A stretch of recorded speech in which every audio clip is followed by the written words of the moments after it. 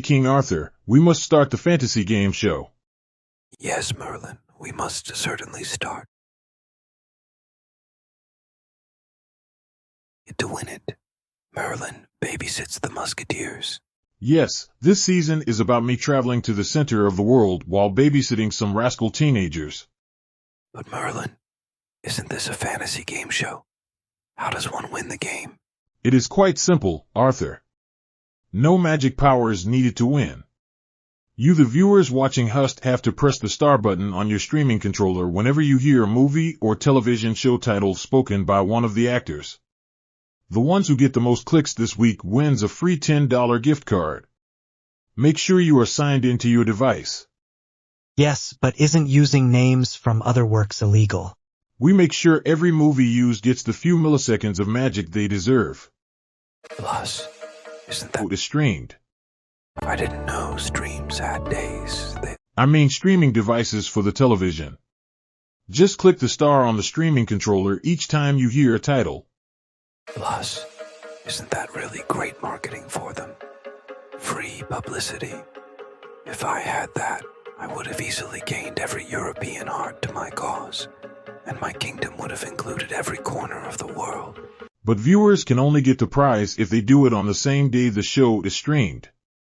Wait, that means if someone says our names, King Arthur or Merlin, on the show, I can press the star button. Because our names are movie titles. Merlin, Merlin, Merlin, Merlin. Yeah, but if you just sit there and click it continuously throughout the show, you will get disqualified. You better be careful next time, Merlin. I'll be sure to catch you red-handed. Come on in and enjoy Humongous Win, and we'll have a blast together. Our journey will take us a week. Look, 3 are words here you could speak to.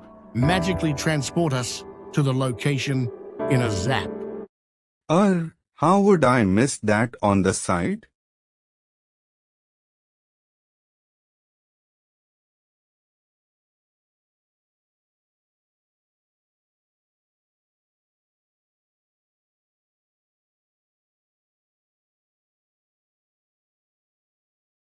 I and my brothers are headed towards the Lamp Palace.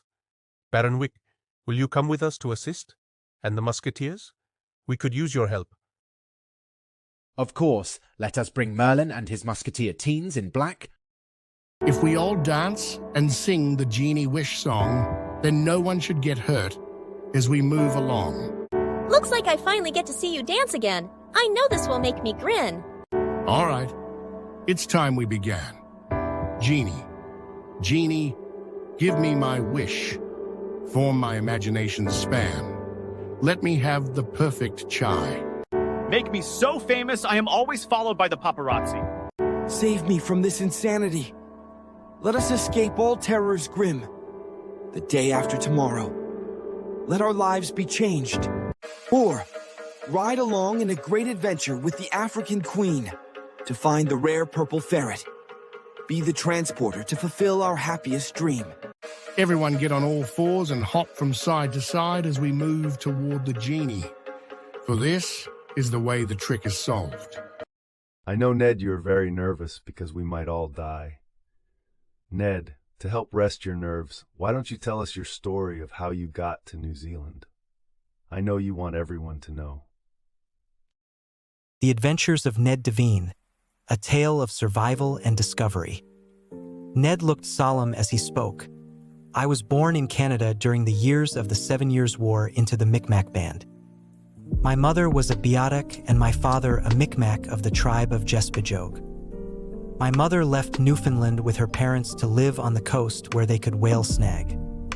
The British had absolutely pushed her people off the coast. During the 7 Years' War, my father died in the Battle of Restigouche by an invading British host. I was too young then to remember what he was like. My mother remarried a Frenchman from Arcadia whose people were also mistreated by those British shrikes. After the British won, my parents always had an opinion towards them of disparage. I have a lot of half-siblings from their marriage. For most of my youth, we lived in a longhouse made of wood and bark. My stepfather later had me join him when he would embark. He taught me how to track games we hunted and how to survive in the wild. My mother taught me how to do whale and seal fishing when I was a child. 3 years ago, stranger things happened to me when I was out in my canoe fishing. I heard a distant swishing. A pirate ship had just attacked another ship carrying furs to Europe. I had just caught a big fish, and Begonia, my friend, was helping me bring it in while it chirruped. I watched as the pirate ship was looting and then shot the last witness. The gravity of the missing lives made me realize that anyone might receive a dead reckoning if they were its eyewitness. I knew finding mercy is more than I could endeavor if I were caught. My friend and I gave up our fish as we did not want to receive white death, but the ship started moving toward us at top knot. I could see the pirate ship's name was Kavanaugh QC. I knew we couldn't flee. So, once upon a time in the West, my friend and I were captured by pirates. Ned stopped talking for a while as they heard the flight of the Phoenix go waving the sea's smell of borate. Ned resumed. We were brought on board kicking and screaming like we saw the ghosts of Stonehenge. The ship was all a beautiful dark-colored wood of wenge. Ned stopped again as he was split on how to explain what happened next in his life. Ned continued. The pirate's captain's name was Mr. Holmes, and his helmsman was Azumi, who was his wife. They had a daughter who lived at their Caribbean headquarters in Turks and Caicos named Anababa. My story was just getting started as an assistant dishwasher as we passed the county line and then the colony sea line of Canada. Mohenjo injected. That must have been a bombshell on your peaceful existence. Ned replied, Yes, it most certainly brought me a great distance.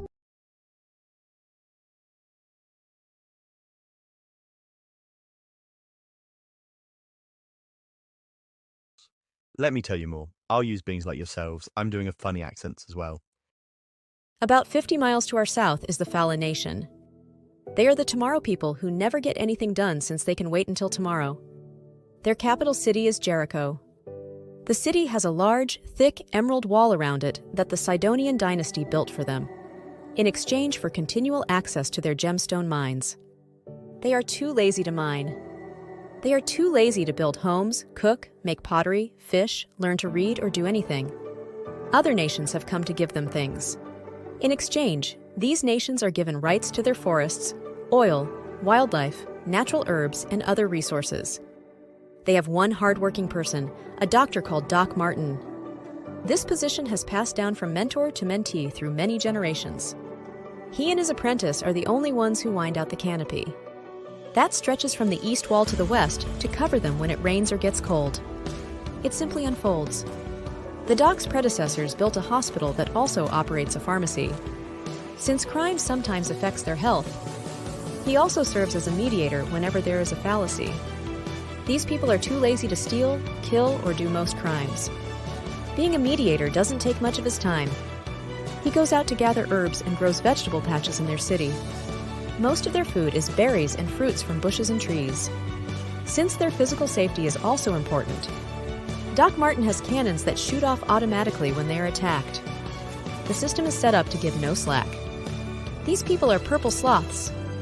Their thick fur is wonderful in winter, but in the summer, prone to being eaten by swarms of gray moths. For this reason, Doc Martin is also in charge of giving them haircuts. While Doc Martin usually has over 30 children, the rest tend to only have one and rarely two. 200 miles to the north, the Ajin stay. The headquarters for the hotel chains, Hotel Beau Séjour, Fastest Cars Delivery, Alexa and Katie Bakeries, Homeless Shante, and the OA Blacksmiths are located here. These companies are on 3 continents. Their destruction in our city by the godless robots turned out to be their fate. The king sells to them this nation's flint. Their capital city is a bustling harbor with interconnected buildings, standing 20 to 40 meters tall. Their Queen Nikita's throne sits on top of a giant metal ball.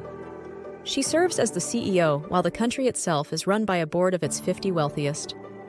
These men and women are the country's best of the best. The capital has 1 million people who work in various types of employment. The board makes sure everyone has access to education and employment. The Greenhouse Academy teaches its students about botany, gardening, medicine, and all sorts of plant information. Orbiter 9, a floating air balloon school, teaches and trains in flying creatures, aeronautics, engineering, and mathematics. The Chalet is the private residence of their Queen Blade Master, Nikita. The Chalet is a 30x30-meter palace made with the finest emeralds, jade, malachite, and chrysocolla. Everyone gets a good morning call from traveling roosters who keep their working system in a constant continuum.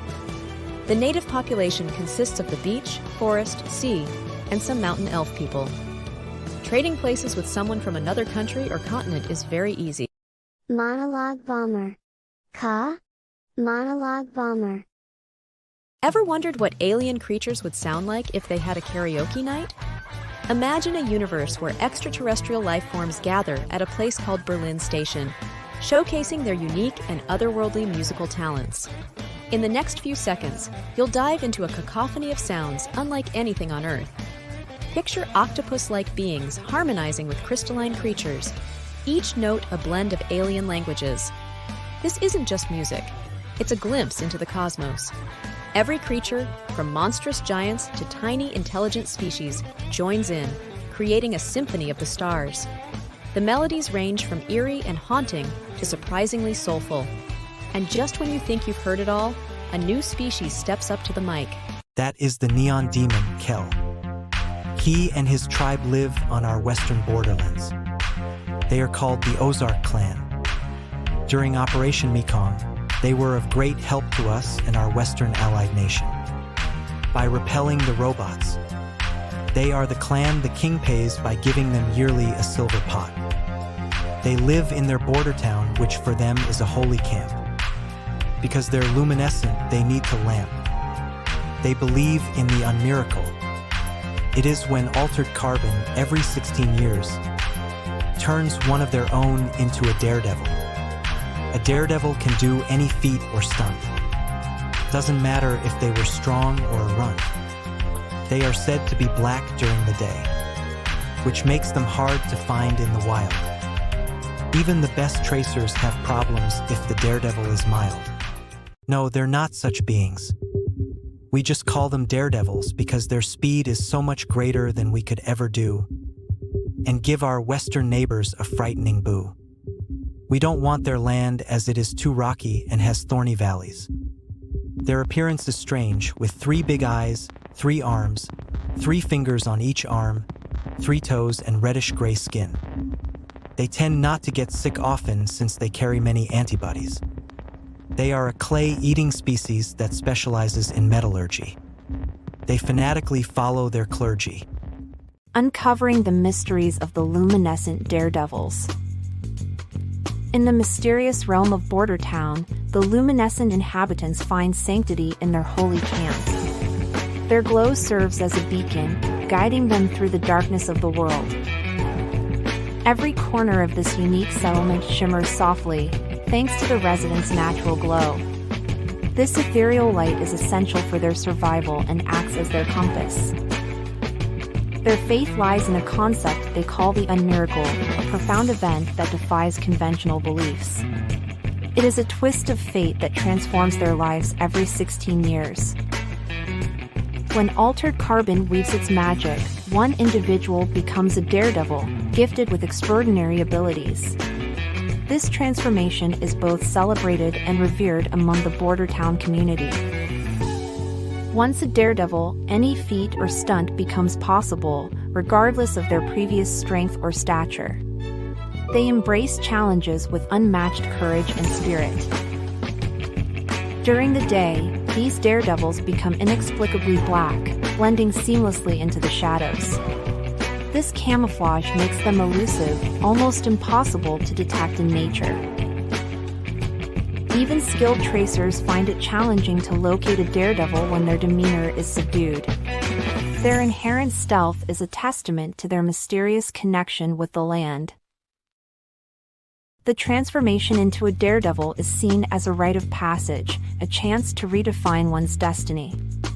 It is a metamorphosis that brings both excitement and trepidation. In Border Town, the community unites to celebrate this rare occurrence, viewing it as a blessing rather than a curse. The luminescent aura of their holy camp glows brighter during these times.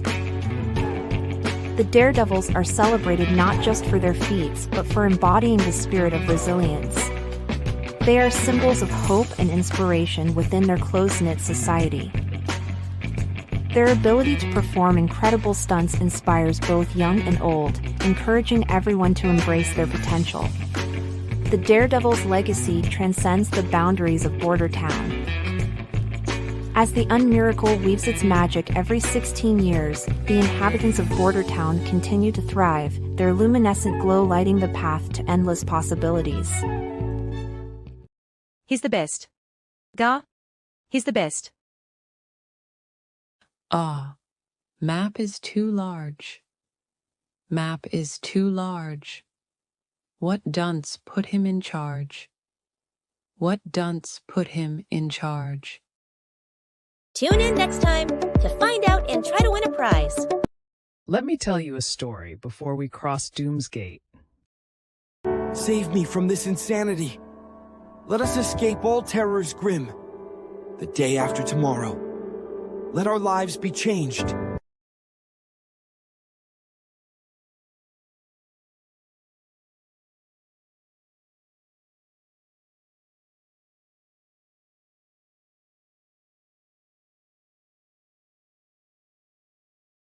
Larry Berry of Scary Waikiki, you won the gift card this time around.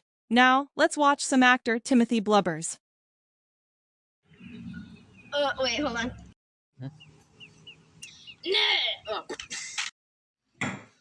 Oh, my iPod. Sorry. You don't have to have it. You could. Oh, the bird even agrees. I am despicable me. If only she did not kidnap my heart so quickly. My testament of youth is my pilgrimage for the healing effect of sweet love. The war for the planet is a small thorn compared to the searing flame of disappointment's fluff. The multiple eagle, the midnight eagle. Hold on, sorry. Ned! Oh wait, hold on, sorry. Yes, thereafter. Soon! Do it again, wait. Ha ha! Reminds me when I was going to marry Marcella. My parents arranged the marriage at the Viceroy's house. It was, okay, I need to read that. Sorry, I forgot it. Brings me to contemplation. Why would something make me the...